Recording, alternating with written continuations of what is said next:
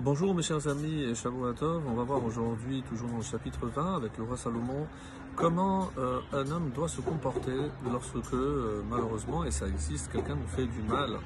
Donc est-ce que je suis censé ou habilité à lui rendre en mal?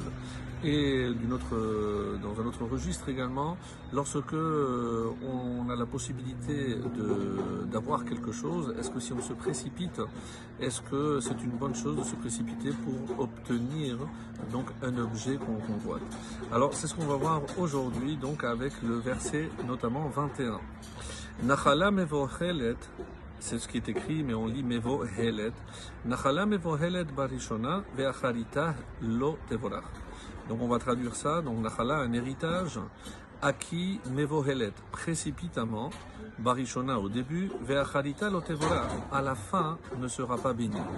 Donc ici le roi Salomon est clair, si on s'empresse pour acquérir quelque chose, eh ben, il n'y aura pas de bénédiction.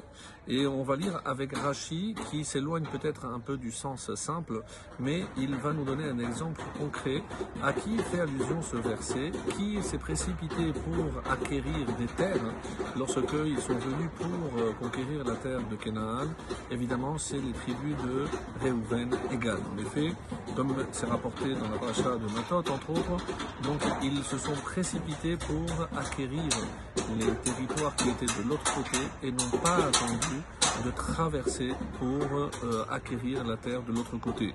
Et alors, pourquoi on dit qu'il n'y a pas de bracha? Parce que si on voit par la fin, comme c'est rapporté dans le Midrash Tanchuma sur la paracha de Matot, donc ce sont eux, ces deux tribus, ce sont les premiers qui ont été exilés, avant même toutes les autres tribus du nord et ensuite évidemment la tribu de Yehuda.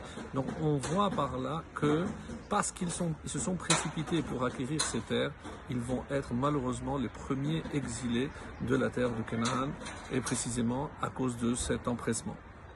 Le Radak nous dit un petit peu comme Rashi, mais il dit que le sens simple ne concerne pas forcément, mais il dit que dans le Drash, et on rejoint ici Rashi. Metsudot David nous dit pourquoi si on s'empresse, il n'y aura pas de bracha, et il donne une explication, c'est Reina Bisha, parce que c'est un mauvais œil.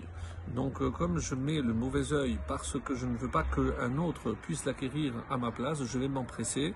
Et qu'est-ce qu'il dit? Il ne peut pas y avoir de bracha lorsque j'ai acquis quelque chose avec un mauvais œil par rapport aux autres. Donc ce que je dois avoir, eh ben, je l'obtiendrai par des voies normales et sans se précipiter et empêcher, ou alors, comme on le voit, il y a des gens qui ne vont acquérir que pour empêcher les autres de l'avoir. Le verset 22, Altomar Achalema Ra, ne dit pas je rendrai le mal, Kavel Hashem veyoshala, espère en Hashem veyoshala et il te sauvera. Alors le Ride par exemple, il dit de qui il s'agit ici. Pourquoi je vais rendre le mal?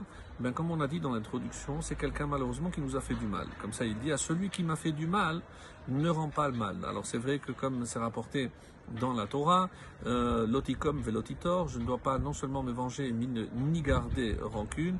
Évidemment que c'est très difficile dans le quotidien, surtout si quelqu'un me fait mal, me retenir et ne pas rendre ce mal, eh ben, il faut faire preuve d'une force colossale pour ne pas rendre ce mal, justement. Mais Metsudot David dit envers celui qui a fauté envers moi. Donc quelqu'un qui m'a volé, quelqu'un qui a fauté, Hachem le saura et le sauvera des mains de ceux qui recherchent son mal. Donc si moi je suis honnête et que je ne cherche qu'à faire le bien, et c'est ça, espère en Hachem et il te sauvera. Sache qu'il y a une justice dans le monde et que s'il t'a fait quelque chose de mal, il rendra des comptes. Ne t'érige pas toi en justicier pour réclamer ou pour faire payer. Sache qu'il y a un justicier dans le monde, c'est Akadosh Baruch Hu, et c'est ce que le Radak disait, Lotikom velotitor, Hachem se battra pour toi. Et c'est ça, Yosha Lecha, c'est lui qui te sauvera, ne t'inquiète pas, laisse l'affaire entre les mains de Dieu. Et on termine avec le verset 23, To'avat Hachem even va even, avoir deux poids et deux mesures est une abomination pour Hachem, ou mozne mirma lotov, et avoir des balances fausses n'est pas bien. Donc c'est un petit peu comme le verset 10 qu'on avait vu dans ce même chapitre. Et ici, qu'est-ce qu'on a rajouté par rapport? On avait parlé de deux poids et deux mesures, mais ici on a rajouté mozne mirma. C'est des balances qui sont fausses, qui ne vont pas donner le poids. Pourquoi? Ben, tout simplement pour voler. Alors ce n'est pas bien, parce que évidemment, vous allez dire, mais voler, c'est sûr que c'est pas bien. Oui, mais l'autre ne le sait pas. Évidemment que voler, c'est interdit par la Torah, mais là je le fais à l'insu de l'autre, parce qu'il ne va pas douter que il pense que je suis un commerçant honnête, et il ne va pas se douter que ma balance est fausse, et c'est encore pire parce que je le fais à son insu. Quand quelqu'un vole, ben, malheureusement on le sait, mais donc on a deux poids, deux mesures, et en plus une balance qui est fausse, et qui malheureusement, donc quand on dit lotov, et si c'est pas bien, c'est que tôt ou tard, on rendra des comptes devant Akadosh Baruch Hu. Shavua Tov et très bonne journée à tous.